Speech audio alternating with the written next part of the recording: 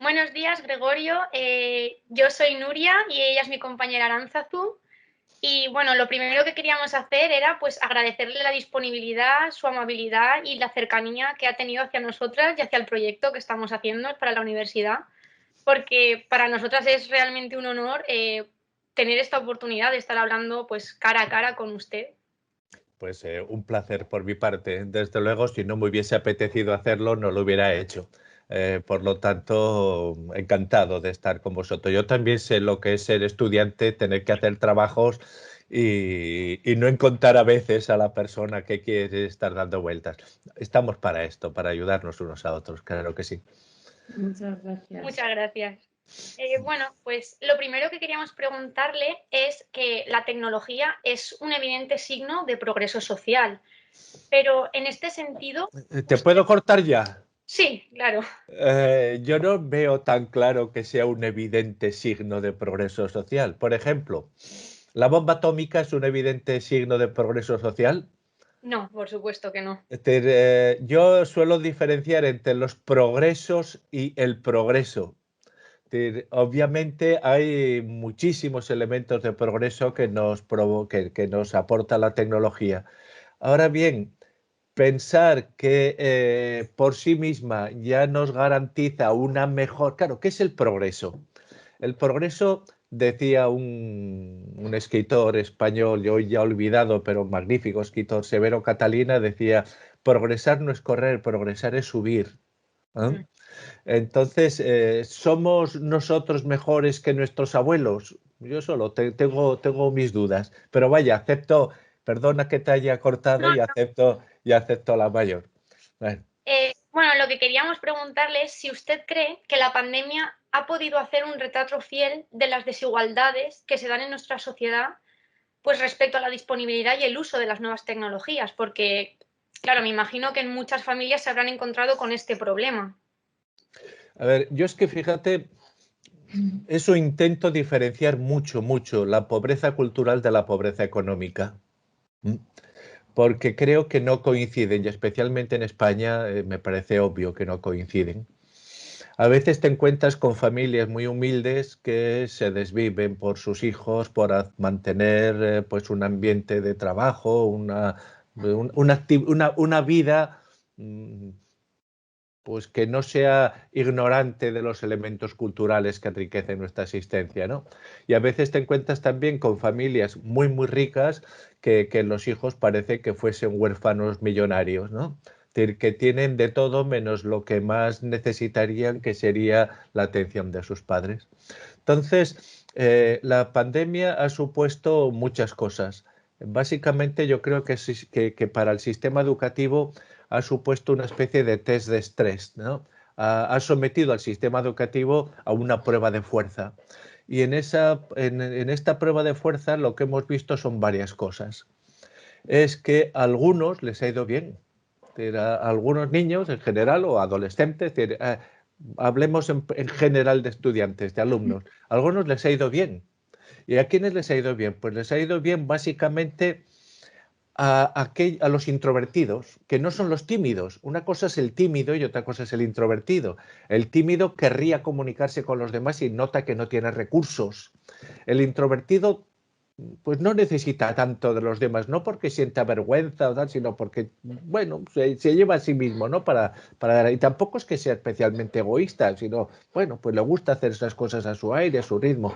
A los introvertidos que tienen método de trabajo les ha ido bien. Les ha ido bien, por ejemplo, a los que padecían bullying, a muchos de los que padecían bullying, que les ha ido bien el trabajo en casa. Les ha ido bien, obviamente, a todos aquellos que tienen una familia que pues les ha ayudado, ha estado ayudándolos. Les ha ido bien a los que ya tenían un contacto con las nuevas tecnologías previa a la pandemia. Y en general les ha ido bien, ha ido bien a los que tenían más edad, es decir, con los niños pequeños las nuevas tecnologías ha sido a veces una fuente de confusión. A partir de los pues 10 años, pues hemos visto, incluso un poco antes en algunos casos, pero hemos visto que, bueno, cuando se han dado todos estos elementos, las cosas han ido bien. Ahora bien, también hay que tener en cuenta otra cosa, que en torno, me resulta muy difícil determinarlo exactamente, pero en torno entre un 20 y un 30% de alumnos desaparecieron de los radares escolares desde el primer día, desde el primer momento del confinamiento. Y no necesariamente han sido los más pobres, es decir, sí ha habido un factor de pobreza, pero lo reduciríamos, ¿no? Y después el resto, si quitamos pues un 10, un 15% que les ha ido bien, un 20 o 30% que ves que han desaparecido, el resto pues son las familias las que se han visto a sus límites, en sus límites, porque pues un padre no es un padre de alumno. Un padre es un padre, no es un padre de alumno. Y tener que estar detrás del hijo para ver si cumplía pues con lo que tenía que cumplir ha sido bastante agotador para muchas familias. Es decir, el niño, el alumno autónomo, pues ha ido bien, el otro pues ha sido incluso una fuente de conflictos. Yo diría que después al final del confinamiento, la mayor parte de las familias llegaron hartas de toda la cuestión telemática, porque era una fuente de conflictos, que tienes que ponerte a hacer no sé cuántos, ya después de que vea la televisión, que no sé qué, que ahora déjame el ordenador, no, que ahora lo tiene tu hermano, no, que lo necesito yo para no sé qué.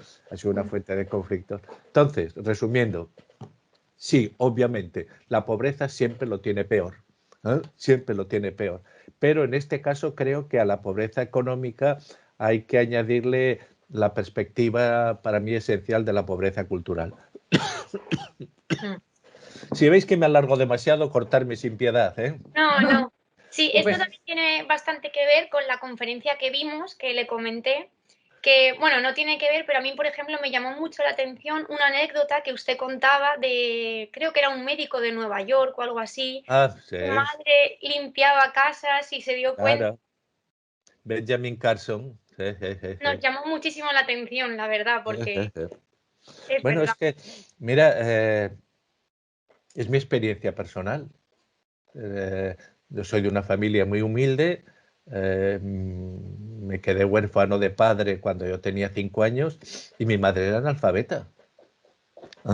Entonces yo sé lo que mi madre hizo por mí. Y lo sé, y además no solamente lo sé, sino que conforme pasa el tiempo lo tengo más vivo. Sin la atención, sin la dedicación, bueno, pues muchas cosas que aquella mujer, y pensad que uno de mis primeros recuerdos es bueno, de mis primeros no, pero de los más intensos de mi infancia, es intentar enseñarle a leer a mi madre. Pues yo era un niño que había aprendido y aprendía con la ilusión de poder enseñar a leer a mi madre. Entonces, mientras que te puedes encontrar a veces, pues lo que os decía antes, familias muy, muy ricas que de hecho los hijos son huérfanos de afecto. Sí. El caso de Benjamin Carson es un caso espectacular, claro, porque ahí tiene una madre que es una auténtica heroína. Luego, ¿cree que la escuela actual cuenta con la infraestructura tecnológica necesaria para el reto que se nos ha planteado con la pandemia? Mira, la escuela como la sanidad nunca cuenta con los elementos que le gustaría contar. Siempre es necesario, siempre se pueden necesitar más cosas. Ahora bien, la escuela difícilmente puede tener todas las innovaciones tecnológicas al momento porque económicamente no hay presupuesto que lo soportase. Por otra parte, estás viendo, y sé muy bien de lo que hablo, que hay muchas escuelas que tienen espacios llenos de cacharrería informática que nadie utiliza. Les han llegado y, por lo tanto, lo que deberíamos ver es dotar específicamente a las escuelas que saben cómo utilizarlos. Y si en una escuela pues o no saben o no quieren utilizarlo, si no están dispuestos a aprender su uso, yo no les daría, bueno, no me gastaría un céntimo en dotar a un centro de materiales que sé positivamente que no va a estar bien utilizado. Lo hemos visto con las pizarras digitales. En las pizarras digitales, que no es un material barato, y además, como todas las tecnologías tienen fechas de seguir, muy pronto se queda todo obsoleto, ¿no? Es decir, hemos visto centros que utilizaban las pizarras digitales con una creatividad extraordinaria y hemos visto centros que utilizaban las pizarras digitales para, bueno, en fin, vamos a no hacer leña del árbol caído, ¿no? Es decir, por lo tanto, lo que sí que me parece que el problema, como siempre, no está en los objetos pedagógicos o didácticos, está en la formación del profesorado para utilizar los recursos didácticos. Cuando yo comenzaba, tenía 20 y pocos años y comenzaba en la enseñanza, recuerdo una persona que decía, mira, un maestro debajo de un árbol es capaz de hacer una escuela. ¿Eh? Mientras que, ¿me perdonáis un momento? Un momentito, por favor.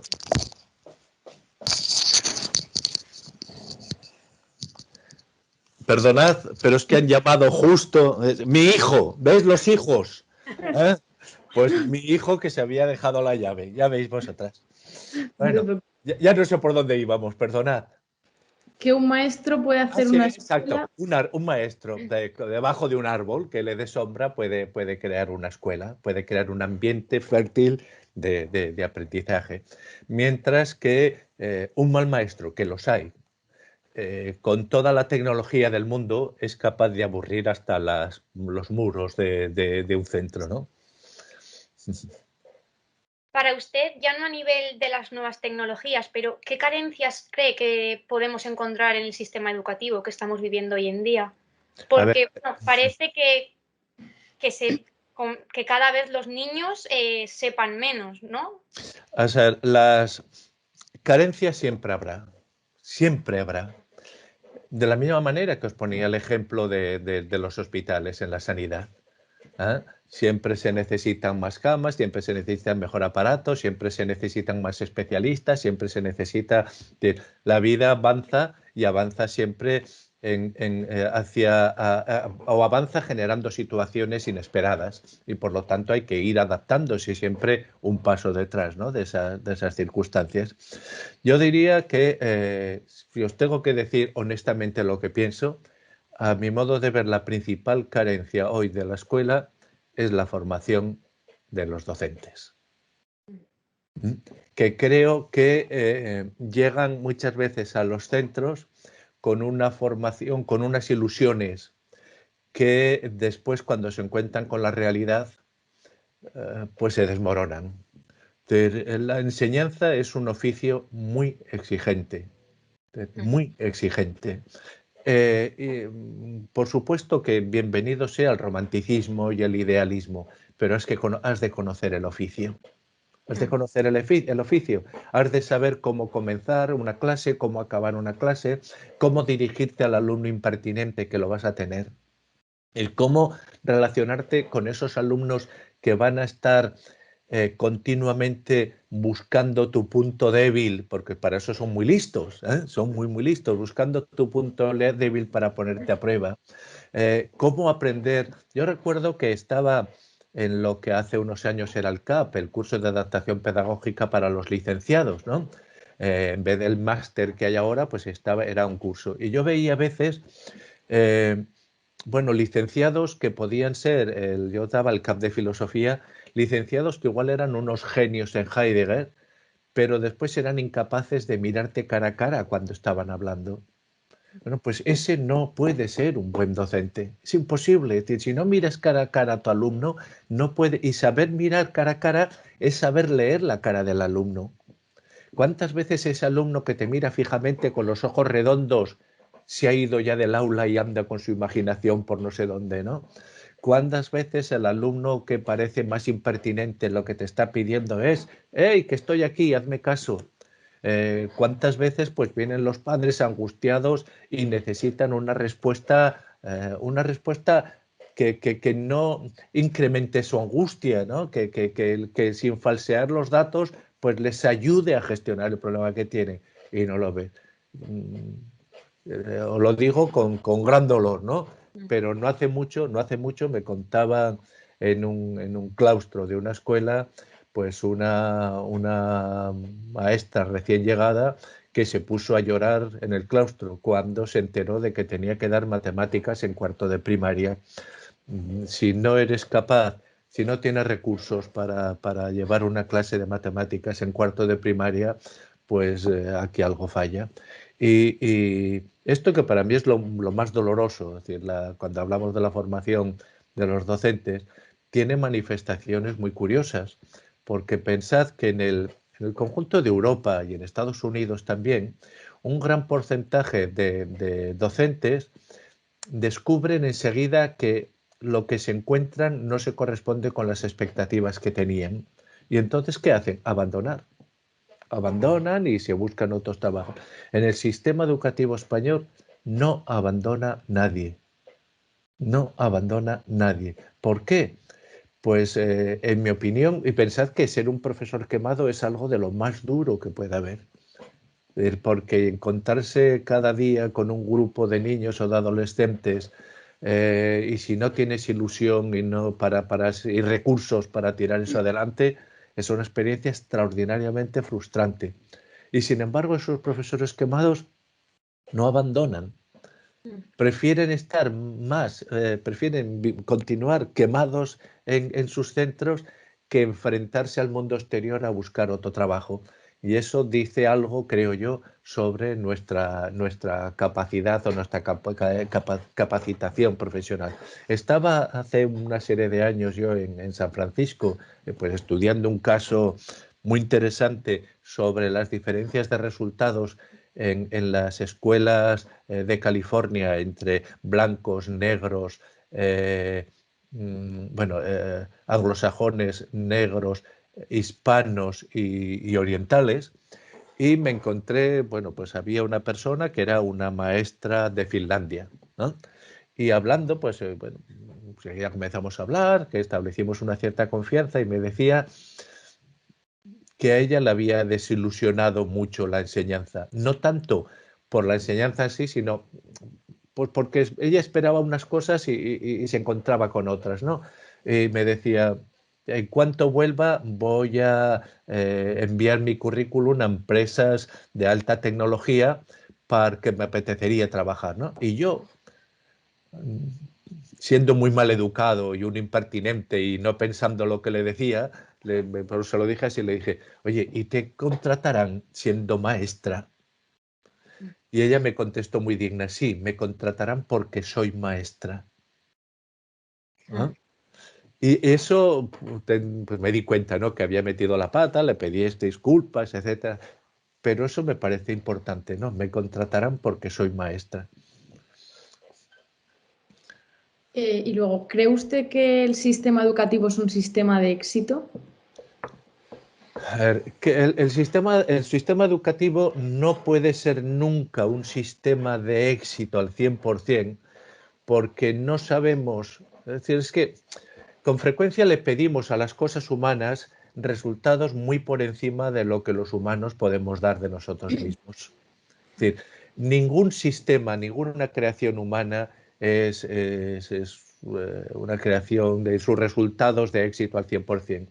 Ahora bien, a mí eso yo no me lo planteo así. Yo me lo planteo de esta manera. Es decir, yo creo que la escuela, el sistema educativo, vamos a hablar de la escuela directamente, es una institución al mismo tiempo noble e imperfecta. ¿Eh? ¿Y por qué es noble? Hombre, porque encontrarte a un alumno bueno, que llega allí y que sabes tú pues que le permites el acceso a monumentos de cultura, le das destrezas para desenvolverse en el mundo, etcétera, etcétera, eso me parece muy noble. Y es imperfecta, ¿por qué? Pues mirad, y esto hay que tenerlo muy claro siempre como docentes, porque nadie puede garantizar el éxito de su trabajo. Nadie. Y en el aula muchas veces, te encuentras con determinados alumnos a los que no sabes cómo llegar. Y entonces si pruebas de aquí para allá y ves que no sabes, que se te escapan, que se te escapan, y ese es un elemento de frustración. Al mismo tiempo como te encuentras con otros que sin saber muy bien por qué pegan un cambio y de repente son distintos, ¿no? Entonces no sabemos cómo resolver todos los problemas que se crean en un centro, en ninguna institución humana, ni en un hospital, ni en una escuela. Ahora bien, lo que tenemos que tener presente es eso, si siendo imperfecta es noble. Y entonces mirar con qué nos comprometemos, con sus noblezas o con sus imperfecciones. Porque si nos comprometemos con su nobleza, la estaremos fomentando, y si nos comprometemos con sus imperfecciones, pues seremos uno de esos profesores que hay en cada claustro. En cada claustro hay. Fijaos que esto, permitidme un paréntesis, es muy curioso, porque tenemos literatura pedagógica, pero toneladas de literatura pedagógica sobre los más diversos temas, excepto sobre la dinámica real de los claustros escolares. Y buena parte de la calidad de un centro depende de las relaciones humanas que se generan entre el profesorado, ¿no? Pues bien, mi experiencia me dice que sea cual sea el claustro, siempre te vas a encontrar un porcentaje en torno al 5%, 5 o 10% del profesorado que va a jugar a la contra. ¿Eh? Va a jugar a la contra. Y entonces va a estar continuamente diciendo, sí, claro, nos han puesto pizarras digitales, pero yo prefiero la de tiza. O sí, resulta que hay que ir de excursión. ¿Por qué hay que ir de excursión? O el profesor, el director dice, hoy hace buen día, y hay alguien que dice, sí, ¿qué habrá querido decir? ¿No?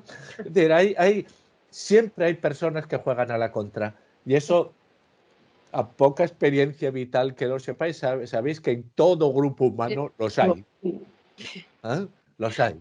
Y saber integrar esas personas en una dinámica colectiva es extraordinariamente complejo, extraordinariamente complejo. Por eso os decía que no podemos garantizar nunca el éxito a priori. Ahora bien, sabiendo esto, lo que creo que a nuestros centros educativos les falta, y creo también que esta es su falta o su déficit más notable, es la capacidad para aprender de sus propias experiencias. Lo que bueno, se ha dado en llamar las prácticas reflexivas. La capacidad para aprender de tus propias experiencias y, sobre todo, de los centros que lo hacen mejor que tú.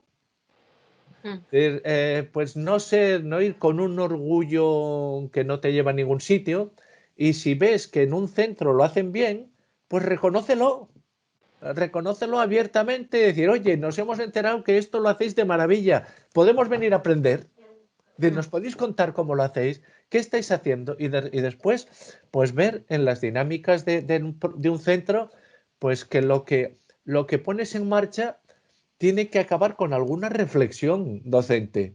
Esto lo hemos hecho bien, lo hemos hecho mal, podríamos mejorarlo así, porque uno de los elementos, fijaros, esto también es muy, muy curioso, uno de los elementos que más queman la vida docente son los claustros que están siempre planteándose los mismos temas, lo que yo llamo la escuela de la marmota. ¿Os acordáis de la película del año de la... Bueno, esa escuela que siempre, una y otra vez, y se vota, pero da igual, después se vuelven a plantear, siempre tienes... son centros que no son capaces de aprender de su experiencia, y por lo tanto siempre arrastran sus problemas, sus mismos problemas, ¿no? Que pueden ser de muy diverso tipo, pero que están ahí. Es decir, pues eso para mí es el déficit más importante. Y por ejemplo, podríamos ver que, y eso nada más llegar a un centro lo ves, que buena parte de los problemas escolares se podrían reducir con medidas muy sencillas, aprovechando el tiempo, es decir, siendo los profesores puntuales en las aulas. ¿Cuántos problemas de indisciplina se generan en los cambios de clase porque el profesor llega tarde? ¿Cuántos desperfectos en un centro se producen en ese momento? Etcétera, etcétera. Entonces, las prácticas reflexivas significan no solamente aprender de tu experiencia, sino ser capaz para ver en tu centro qué es aquello que va bien y qué es aquello que va mal, y cuáles son los problemas con los que te encuentras y te falta capacidad de análisis para tematizarlos bien y encontrarles una respuesta. También queríamos saber qué piensa usted sobre las nuevas propuestas educativas que quieren potenciar más las competencias que no la memorización, porque esto no se ha hecho ya anteriormente. De hecho, yo me estoy encontrando, pues mira, ayer César Coll planteaba, un psicólogo que estuvo detrás de la LOCSE, planteaba cosas que yo lo estuve oyendo en la conferencia de prensa y todo me resultaba oído. Más aún, cuando en la propuesta de desarrollo curricular que acaba de hacer público el Ministerio de Educación se habla de las competencias, se dice que las competencias son conocimientos más destrezas más aptitudes. Es decir, conocimientos más destrezas más aptitudes. Pues bien, eso es lo que los psicólogos de la LOCSE llamaban conceptos, procedimientos y actitudes. Y lo que decíamos de la escuela, su incapacidad para aprender de su propia experiencia, también podemos decirlo de los administradores políticos del sistema educativo. Tenemos muy poca capacidad para aprender de nuestra propia experiencia. Yo, mira, ahora mismo estoy escribiendo un artículo que tengo que enviar a un periódico de Madrid y voy a hacer una defensa de la memoria por varias razones. En primer lugar, porque a mí me gustaría tener más memoria de la que tengo. Sin ninguna duda. Ahora mismo firmaría si me dijeran, oye, firmando esto tienes, sin ninguna duda, me gustaría tener más memoria que la que tengo. Segundo, porque, es decir, la memoria, cuando veo en los críticos de la memoria un desconocimiento bastante escandaloso de las aportaciones de la psicología cognitiva. La psicología cognitiva ha situado la memoria en un campo conceptual, diferenciando entre la memoria de trabajo y memoria a largo término, etcétera, etcétera, o de las aportaciones de la teoría de la carga cognitiva. Digamos que la investigación psicológica nos sitúa, nos plantea la memoria como una actividad muy, muy, muy dinámica, extraordinariamente dinámica. Pero os voy a decir para mí cuál es el argumento esencial por el que soy un defensor acérrimo de la memoria. Leer. Y yo estoy convencido que nuestros problemas, nuestro fracaso escolar tiene una raíz lingüística en su fondo, quitando un porcentaje con trastornos específicos de aprendizaje. Después creo yo que el fracaso escolar español es un fracaso lingüístico, es decir, competencias lingüísticas. Pues bien, ¿qué es leer? Leer es situar un texto en un contexto. Si ahora yo, pues qué sé yo, os diera una crónica taurina y no tenéis ni idea del lenguaje específico de los toros, sería como leer, qué sé yo, un texto en un idioma extranjero. Nos falta el contexto. Nos falta el contexto. Si os diese una fórmula matemática y las matemáticas son un lenguaje, pues si no tenemos una formación de matemática, lo único que vemos son rayas, es decir, X, Y, raíces cuadradas y no sé qué, pero no entiendes nada, ¿no? Si detestáis el fútbol y os encontráis con una crónica de un partido de fútbol, pues vais a ver, ¿y esto qué es? ¿Qué quiere decir estas cosas? Es decir, leer a veces se interpreta como si leer fuese la capacidad de decodificar. Y eso que tiene que ver con la mecánica de la lectoescritura es muy importante. Pero aprendiendo la mecánica de la lectoescritura no has aprendido a leer. Para leer bien tienes que ir ampliando tus contextos culturales, el contexto que siempre llevas contigo. Es decir, y básicamente ese contexto es un contexto lingüístico. Lo que sabes se tiene que manifestar en palabras, en estructuras sintácticas, etcétera, ¿no? Por lo tanto, siempre la pobreza en la memoria va acompañada de una pobreza gramatical y una pobreza semántica. Y lo que tenemos que hacer es eso, ir ampliando los contextos, porque si no te encuentras, pues que te encuentras niños que se aburren leyendo. ¿Por qué? Porque encuentran, cuando están leyendo, lo que yo llamo vacíos fácticos, palabras que para ellos no tienen significado. Entonces van tropezando en una y otra y se cansan, se aburren y lo dejan. Pero bueno, yo no soy en absoluto, no solamente no soy reacio, sino que soy un gran defensor de la memoria. Soy un gran defensor de que a los niños en preescolar se les enseñen cientos de canciones y que aprendan un montón de poesías. Os pondré un ejemplo también muy claro. Los niños estadísticamente, en los casos humanos siempre tienen sus propias trayectorias, ¿no? Pero estadísticamente los niños a finales de los 2 años comienzan a hacer frases de 2 palabras, que sé yo, mama, agua, ¿no? O papa, pis. decir, frases de 2 palabras. Pero cuando están cantando, son capaces de hacer frases de 3 o de 4 palabras. Por lo tanto, la memoria, este es el caso para mí más claro, es un gran potenciador del aprendizaje. Es decir, y memoria no quiere decir que tú los pongas en fila y como un sargento chusquero les digas aprenderse la lista telefónica de Madrid, ¿no? No estamos hablando de esto. Otra cosa es cómo aprendemos bien las cosas de memoria, pero ese es un problema didáctico, no psicológico. Psicológicamente la memoria es esencial, ¿no? Pero bueno, en fin, entendiendo esta dinámica y que no hay ninguna oposición entre memoria y imaginación, como se dice, pues obviamente con la memoria no es suficiente. Obviamente con la memoria no es suficiente. Tendrás que aprender estrategias de relación, de conexión, de análisis, de síntesis, etcétera, etcétera, etcétera. Pero eso también te genera hábitos mentales. ¿Y los hábitos mentales dónde están? En la memoria. A la hora de la verdad, fijaos que la memoria no es otra cosa que el residuo que deja una experiencia al pasar. Tú has hecho algo, eso ha dejado un residuo, y si ese residuo está ahí, pues eso es tu memoria. Por eso digo muchas veces que cuando yo digo que la escuela no es un parque de atracciones, me estoy refiriendo que no hay suficiente con hacer actividades más o menos amenas para que esa actividad sea una actividad pedagógica de dejar un residuo, y a mi modo de ver un residuo lingüístico, es decir, que seas capaz de expresar lo que has aprendido, ¿no? Pues bien, tienes obviamente que utilizar instrumentos porque utilizar lo que tienes en la memoria, pero para utilizarlo tienes que tenerlo, porque no podemos pensar sobre conocimientos ausentes.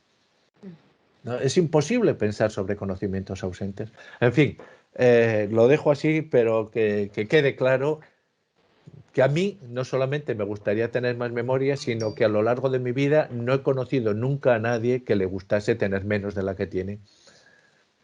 A mí también me gustaría tener más. ¿Claro que sí? Sí. Claro. Porque conocemos el potencial que tiene uno. Pues efectivamente, claro. Y además, pensad que hay otra cosa que también muy clara. El experto siempre aprende más rápido que el aprendiz. ¿Y cuál es la diferencia entre el experto y el aprendiz? Su memoria.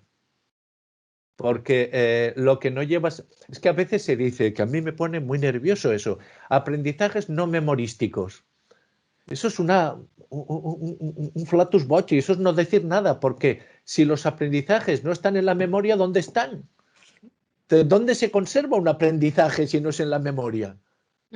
Y a veces te encuentras con auténticos papanatas que ofrecen soluciones milagrosas como si fueran, os lo digo porque me he encontrado pues algunos intentando hacer, es decir, como se sabe esto, pues intentan desarrollar estrategias de crecimiento, de desarrollo de la memoria, pues que no tienen ningún fundamento científico, ¿no?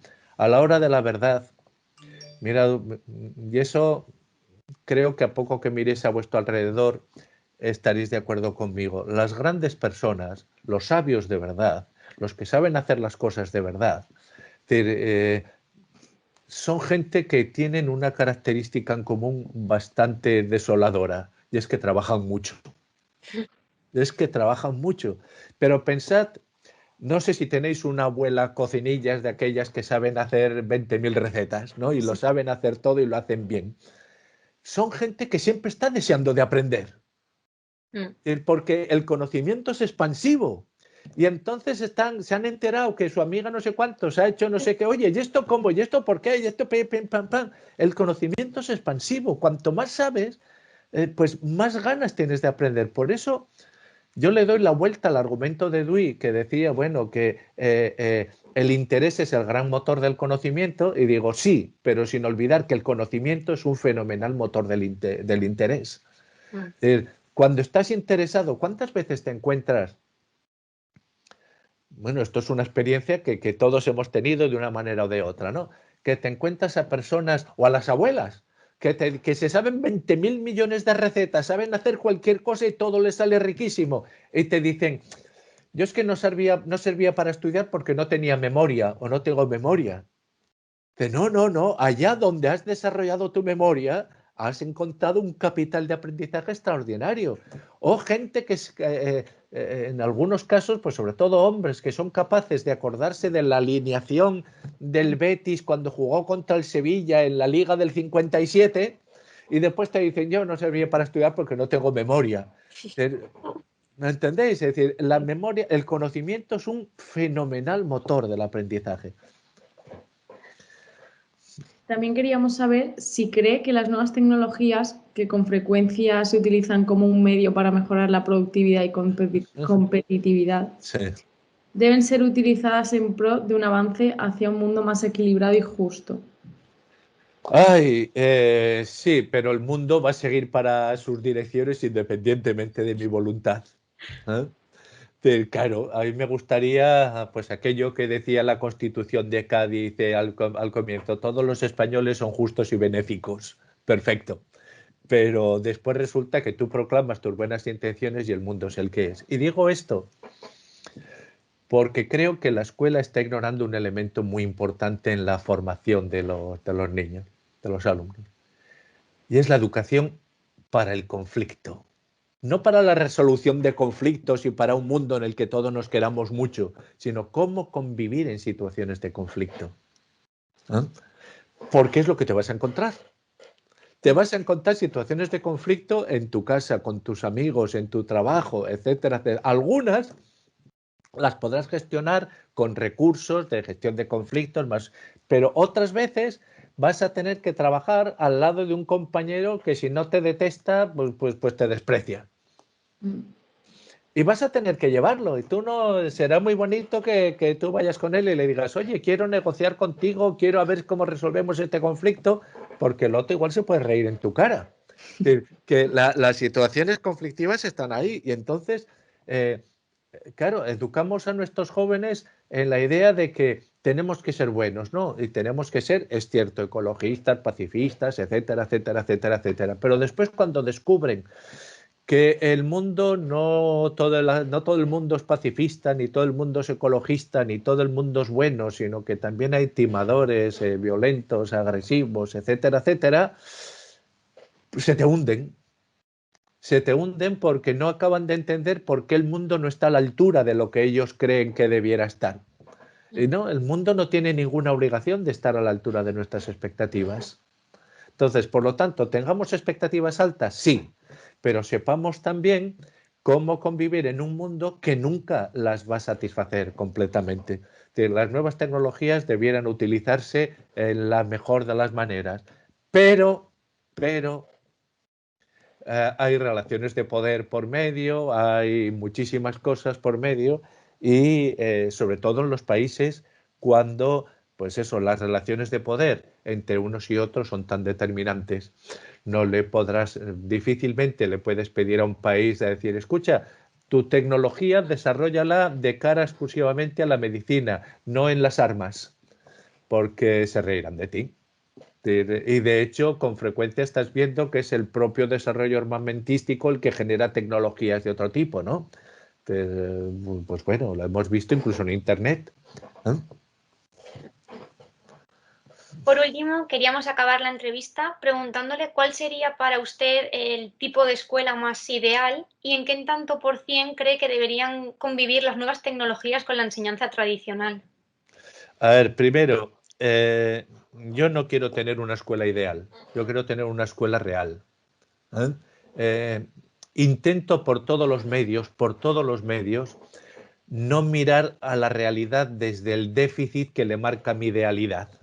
Es decir, cuando yo tengo una escuela ideal, pues resulta que todas las escuelas reales me van a defraudar. ¿Eh?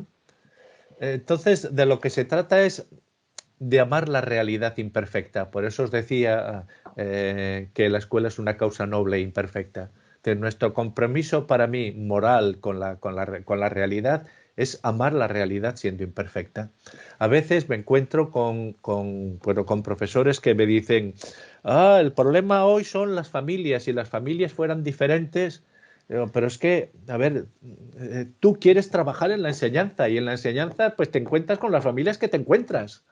Tú no puedes decir, oiga, hago un filtro, o alguna vez he puesto esta comparación. Es como si los funcionarios de prisiones se quejasen porque solo les llegan delincuentes pues te llega lo que te llega y tú tienes que querer esa realidad. Si no comienzas, si en vez de tener esa pulsión por cambiarlo todo para que esté a la altura de mis expectativas, bajas un poco tu egolatría y dices, no, no, no, yo tengo que amar y tengo que amar a esa familia con la que me va a resultar difícil entenderme, porque ya los veo, ¿eh? Ya los veo que enseguida van a defender a su hijo y van a decir que toda la culpa es mía, ¿eh? Yo tengo que decir, tienes que amar y tienes que amar a ese niño impertinente que está continuamente poniéndote a prueba. Amar la realidad me parece siendo imperfecta. Amar la imperfección de las cosas reales es la clave esencial para poder mejorarlas, porque si no lo que te lleva es a la frustración, al abandono, ¿no? Como esto no se corresponde con expectativas, ¡pua! Vaya escuela. ¿No? Entonces, ¿cuál sería mi escuela en este sentido? La escuela que yo valoraría más, pues la escuela, os lo he dicho antes, que es capaz de aprender de sí misma, que tiene una trayectoria, primero, que tiene una trayectoria.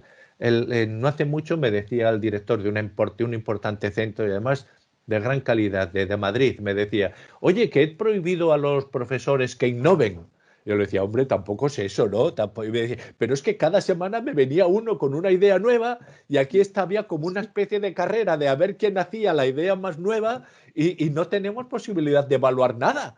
Porque en el momento que aparece otro, eso no puede ser, claro, tú tienes que tener una trayectoria, tú tienes que saber muy bien lo siguiente, que el ideario de tu escuela, donde se refleja de verdad, es en la conducta de tus alumnos.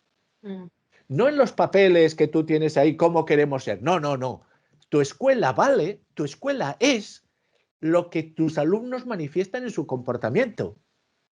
¿Eh? Ese es el reto, ese es el reto, cómo modificar esos comportamientos, cómo, por eso cuando yo hago evaluaciones externas, que además me gusta mucho hacerlas de los centros, ¿sabéis lo que hago primero? Antes, si yo le digo, mire, pues iré el miércoles tal, pues una semana antes voy allá sin que lo sepa nadie para ver cómo entran y cómo salen. Sí, eso Y a es veces, diferencia. claro, y a veces te encuentras que los que llegan los últimos son los profesores corriendo, ¿eh? Que llegan, y dices, pues eso es, me interesa mucho cómo están los lavabos también. ¿Por qué? Porque te indica mucho el estado de los lavabos de cuál es de verdad la importancia que ese centro concede a sus alumnos. ¿Eh? Y a veces dices, eso me lo encontré en un centro aquí cerca de donde vivo, que se organizó un escándalo porque un alumno había enviado un SMS refiriéndose a una alumna de una manera bastante grosera, se organizó un escándalo. Pues bien, en las puertas de los lavabos de ese centro hay cosas muchísimo más fuertes, pero nadie ha entrado a verlas, ¿no? Pues, pero hijo mío, no seas tan hipócrita, analiza tu realidad. Otro elemento esencial, los rincones de los patios.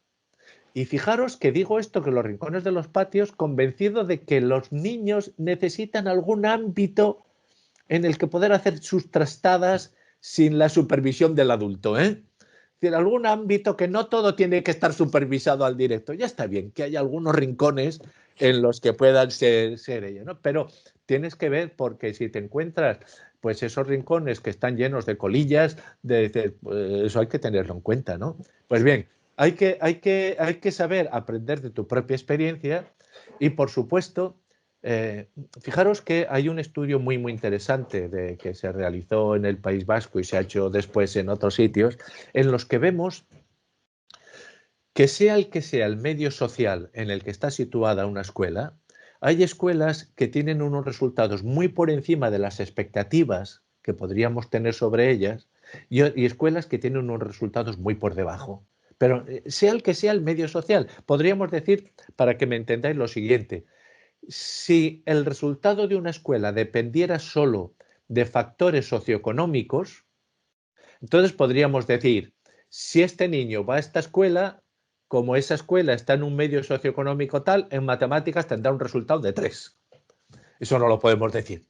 Porque las cosas, aunque estén muy determinadas, pues resulta que nunca están tan determinadas. Pero entonces, imaginaros que hacemos esta hipótesis y entonces nos saldría una línea de este tipo. Aquí estarían las escuelas en los medios más pobres, lo que yo llamo medios sustractivos, y aquí estarían las escuelas de los medios culturalmente más ricos, las que decimos medios, o las que llamo medios aditivos. Entonces, ¿qué pasa?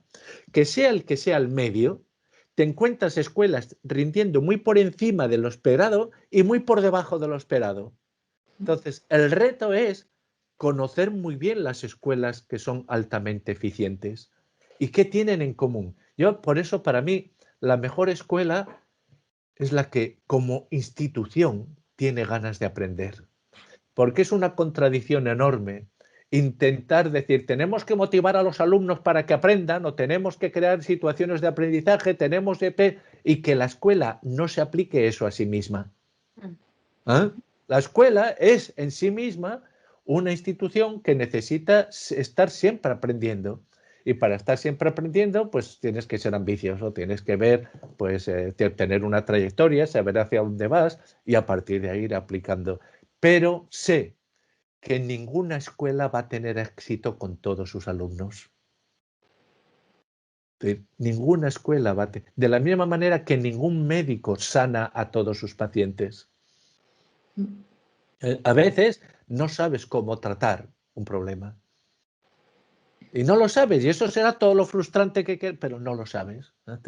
Y a veces pues te encuentras en situaciones ni sabes cómo tratar el problema que tienes con un niño, ni sabes cómo tratar a esa familia. Y a veces hay familias muy cargantes, vamos a decir las cosas como son, muy, muy cargantes, que a la mínima te vienen, oye, que me ha llegado mi niño con un arañazo en la rodilla, a ver si lo vigiláis mejor. Pero por favor, que es un niño que corre, que tal, tal. No, pero ha llegado no sé cuántos, o que me ha dicho que no sé quién le ha quitado la goma. Pues señora, señor, tampoco es un drama, vale, a no ser que sea un objeto con un valor sentimental extraordinario, y además, yo a veces hablo de que la calidad de una escuela se mide sobre todo en la manera de sobrellevar lo que denomino las microurgencias.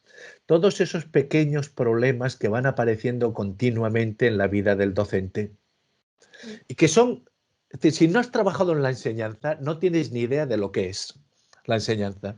Eso de estar con una clase, pues que tienes, me da igual, tienes 20 alumnos, pero de esos 20 alumnos, cada uno es un mundo.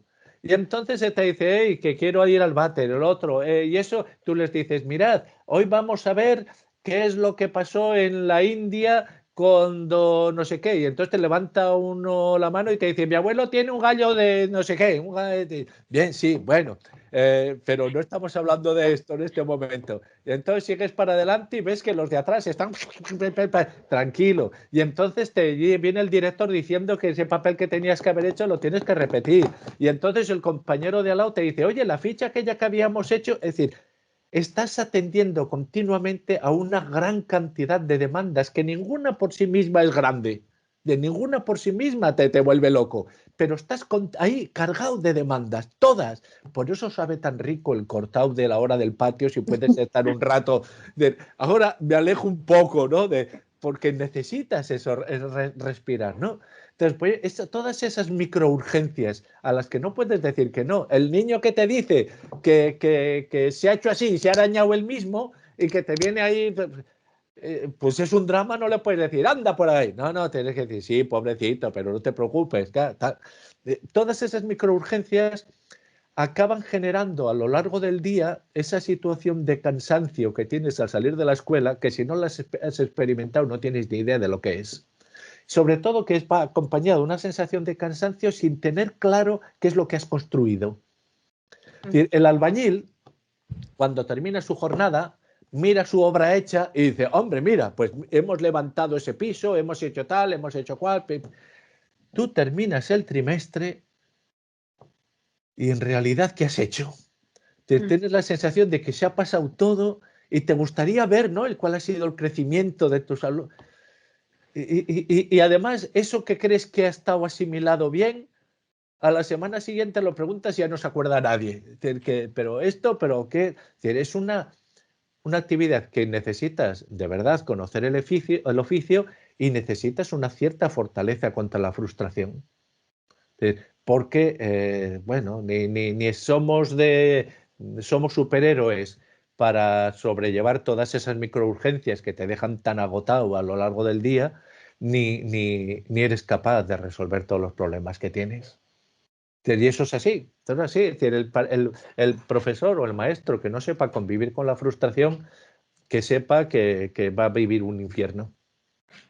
Que va a vivir un infierno, ¿eh? Y eso te lleva, pues de la misma manera que el médico no puede llevarse a su casa todos los problemas con los que ha estado tratando en su consulta, pues nosotros no podemos llevarnos a casa, pero tendemos a llevarnos todo. Porque además el médico pues termina y se va a casa y nosotros nos llevamos los ejercicios a casa y tal, y entonces vuelves a recordar. Ahora, permitidme que acabe con un mensaje optimista. Es una institución imperfecta, pero noble, muy noble, de las más nobles que hay en la sociedad. Pues hasta aquí la entrevista. Pues encantado de haber colaborado y espero que os haya servido de algo. Muchísimas ¿De acuerdo?